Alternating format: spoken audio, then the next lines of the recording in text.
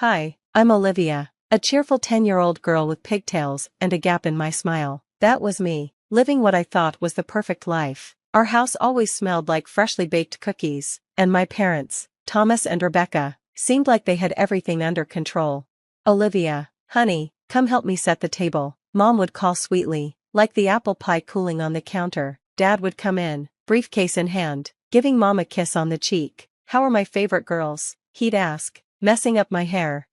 But then things started to change. The sweet cookie smell was replaced by tension. I'd see Mom glaring at Dad while drinking her coffee, and Dad would sigh and go into his study. One night, I snuck downstairs after hearing them arguing. "You're never home, Thomas. Do you even care about this family anymore?" Mom yelled. "That's funny, coming from you, Rebecca. Maybe if you weren't so wrapped up in your own world." Dad shot back. I covered my ears, trying not to hear, but their fights got louder and harder to ignore. Then came the day everything fell apart. They sat me down on the couch, looking serious. "Sweetie, we need to talk," Mom began, her voice shaky. "Your mother and I have decided to get a divorce," Dad finished, not looking me in the eye. My world spun. "But, what about me?" I asked, my voice trembling. The silence was painful. They exchanged a look that made my stomach drop. "We think it's best if we find you a new home," Mom said, her words cutting like knives. "A new home? You mean you don't want me?" I couldn't believe it. "It's not that we don't want you," Dad tried to explain. "We just can't give you the stability you need right now." But I knew they were choosing themselves over me. In that moment, my heart broke into a million pieces. The next few weeks were a blur. Social workers, paperwork, packing my room. I clutched my stuffed bear, Mr. Snuggles, as I was led to a car that would take me to my first foster home. "You'll be okay, sweetie," the social worker said, patting my shoulder. But I wasn't okay. How could I be? My parents, the people who were supposed to love me the most, had decided I didn't matter. As the car drove away from the only home I'd ever known, I felt a hole open inside me, a void I didn't think could ever be filled. I stared out the window as my neighborhood disappeared, tears running down my face. I was alone now, truly alone, and I had no idea what the future held. I just knew things would never be the same again. The first few weeks in foster care felt like a nightmare. I kept hoping I'd wake up back in my old room, but every morning I realized it was real. The Johnsons, my foster family, were nice enough, but I couldn't shake the fear that they would get rid of me, just like my parents did. "Olivia, sweetie, breakfast is ready," Mrs. Johnson called one morning. I slowly walked downstairs, avoiding eye contact. "Thanks," I mumbled, picking at my pancakes. Mr. Johnson tried to be friendly. "So, Olivia, any plans for today?" he asked. I shrugged, not wanting to talk. Why get close to them when they'd probably send me away too? There were other foster kids in the house, but I kept my distance. Jake, a loud 12-year-old, tried to get me to play tag with him, but I stayed away. "Come on, new girl, are you scared or something?" Jake taunted, but I just glared at him and walked away. I didn't need friends. I didn't need anyone. Still, the Johnsons didn't give up on me. Day after day, they kept trying. Mrs. Johnson would leave little notes in my lunchbox, and Mr. Johnson offered to teach me how to ride a bike. Slowly, even though I didn't want to, I started to warm up to them. One night after dinner, they sat me down for a talk. "Olivia," Mrs. Johnson said softly, "we've been thinking, how would you feel about us adopting you?" I froze. Adopt me? Part of me wanted to jump with excitement, but another part of me was scared. Could I really trust them? You want to keep me?" I asked quietly. Mr. Johnson smiled and nodded. "We'd love for you to be a permanent part of our family." Tears suddenly flowed down my face, and I didn't even know if they were happy or sad tears. The Johnsons hugged me tightly, and for the first time in months, I felt safe. The adoption process began, and it was a roller coaster of emotions. Some days I was excited, thinking about decorating my new room, but other days, I was terrified. What if they changed their minds? What if they realized I wasn't worth it? I shared my worries with my social worker during one of her visits. She squeezed my hand and reassured me. "The Johnsons adore you, Olivia. They're not going anywhere." Just when I thought everything was finally getting better, my world turned upside down again. I was doing homework when the doorbell rang. Curious, I peeked around the corner, and my heart nearly stopped. There, standing at the door, were Thomas and Rebecca, my biological parents.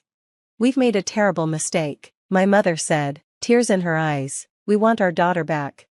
My father nodded, looking serious. We've worked through our problems. We can be a family again. I felt like I couldn't breathe. The Johnsons were shocked too, and I could see the fear in their eyes, the fear of losing me. My mind was spinning. Part of me, the little girl who still longed for her parents' love, wanted to run into their arms, but another part, the one that remembered the pain of being abandoned, wanted to slam the door shut in their faces.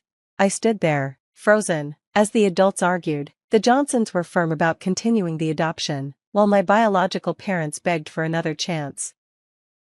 "Olivia, sweetie," my mother called out when she saw me, "don't you want to come home?" Everyone turned to look at me. I felt torn in two, caught between the parents who had given me up and the ones who chose me. I was shaking as I realized that the decision was mine to make, and it wouldn't be easy. The courtroom felt huge and intimidating. I sat there, feeling small in my new dress as the grown-ups debated where I should live. The judge, looking serious, peered over his glasses and said, "We're here to determine what's best for Olivia." I watched as my biological parents, Thomas and Rebecca, acted like the perfect couple. They smiled and held hands. "We've worked through our problems," Thomas said. "We're ready to be a family again." But something didn't feel right. I noticed Rebecca glaring at Thomas when she thought no one was watching. Then, the truth came out. The Johnsons' lawyer started asking questions, and suddenly, everything spilled out. "Mr. Thomas, is it true you had an affair with your secretary?" the lawyer asked. Thomas turned pale. "That's not relevant," he muttered. "And Mrs. Rebecca, can you explain these receipts for alcohol and prescription pills?" Rebecca stammered, "That's private." My head was spinning. An affair? Drugs? Was this why they gave me up? But it got worse. The lawyer pulled out some papers. "Can you explain this email discussing using Olivia to access her trust fund?" I felt sick. They didn't want me back, because they loved me, they wanted money. Through all of this, the Johnsons sat quietly, holding my hand. They didn't shout or accuse anyone, they just supported me. When it was my turn to speak, I was shaking. "Olivia," the judge said gently, "who do you want to live with?" I looked at Thomas and Rebecca, the parents who had abandoned me and now wanted to use me. Then I looked at the Johnsons, who had welcomed me into their home and hearts. "I want to stay with the Johnsons," I said, my voice stronger than I felt. "They're my real family now." Thomas jumped up, shouting, "You can't do this, she's our daughter." "Mr. Thomas, sit down," the judge warned. Rebecca tried another approach. "Sweetie, we're your real parents. We love you." But I had heard enough. Real parents don't abandon their kids. Real parents don't try to use them for money. "You're not my parents anymore," I said. The courtroom went silent. I saw the hurt in Thomas and Rebecca's eyes, but I couldn't bring myself to care. They had hurt me much worse. After what felt like forever, the judge finally made his decision. Custody is awarded to the Johnsons, and the adoption will proceed as planned. Relief washed over me. It was over. I was free. As we left the courtroom, Thomas tried one last time. "Olivia, please," he begged. I turned away. "Goodbye," I said, and I meant it. I was cutting them out of my life for good. The car ride home was quiet. Mrs. Johnson kept glancing at me in the rearview mirror. "Are you okay, sweetheart?" she asked. I thought about it for a moment. "No," I admitted, "but I think I will be." That night, in my room, my permanent room, I cried. I cried for the little girl who had been abandoned, for the family I had lost, and for all the pain I had gone through. But as I cried, I felt something else too, hope. I had a chance to heal, a chance for a new beginning. Mr. Johnson knocked softly on my door. "Olivia, we made hot chocolate. Want to watch a movie?" I wiped my eyes and smiled. "Yeah," I said, "I'd like that." As I joined them on the couch, snuggled between my new parents, I realized something. Family isn't about blood, it's about love, and I had finally found mine. Second story.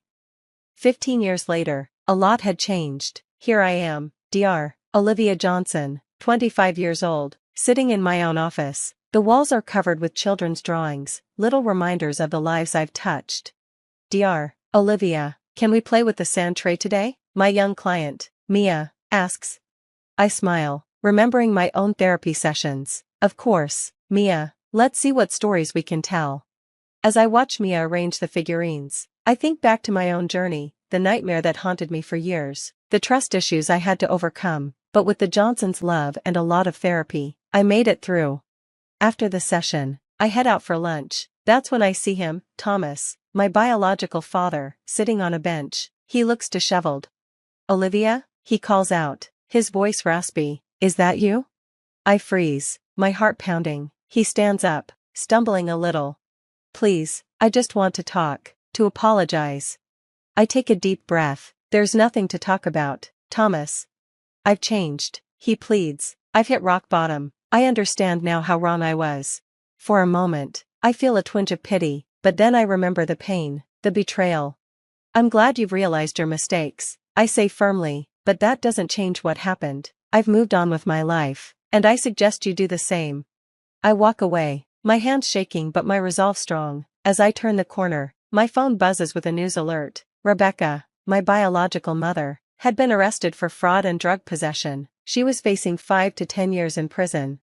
I sink onto a nearby bench, feeling overwhelmed. Part of me feels vindicated, but mostly I just feel sad, for the little girl who once thought they hung the moon. That evening, I come home to a surprise party. The Johnsons, now mom and dad, have gathered friends and family to celebrate the launch of my book. To Olivia, Dad says, raising his glass, "Who turned her pain into purpose?" I look around at the faces of my chosen family. There's Jake, my once annoying foster brother, now one of my biggest supporters. My best friend from college is here, as well as my mentor from grad school. "I wouldn't have made it this far without all of you," I say, my voice catching with emotion. Later, I find a quiet moment with Mom and Dad. "We're so proud of you, sweetheart," Mom says, hugging me tightly. "You've come such a long way," Dad adds, "and you're helping so many kids." I think about the book on the coffee table, Rising from the Ashes, a guide to healing from parental abandonment, my story out there for the world to see, but more than that, it's a beacon of hope for others. I just want other kids to know they're not alone. I tell them that their worth isn't determined by the people who let them down. As the party starts to wind down, I step outside onto the porch for some fresh air. I think about Thomas and Rebecca, and about the scared little girl I used to be, but I'm not that girl anymore. I'm strong, I'm loved, I'm whole. Just then, my phone pings with a message. It's from a reader of my book. "Your story gave me hope. Thank you for showing me there's life after abandonment." I smile, tears filling my eyes. This is why I do what I do, why I've turned my pain into purpose. As I look up at the stars, I make a silent promise to that little girl I once was, and to all the other children who feel lost and unwanted. You are worthy of love. You're not defined by those who left you. You can rise from the ashes, and I'll be here to help you every step of the way. With that thought, I rejoin my family, my real family, knowing that while I can't change my past, I can use it to create a better future for myself and others, and that's the best way to move forward. If you were in my shoes, would you have given Thomas a chance to explain himself when you saw him years later? Or do you think cutting ties completely was the right decision?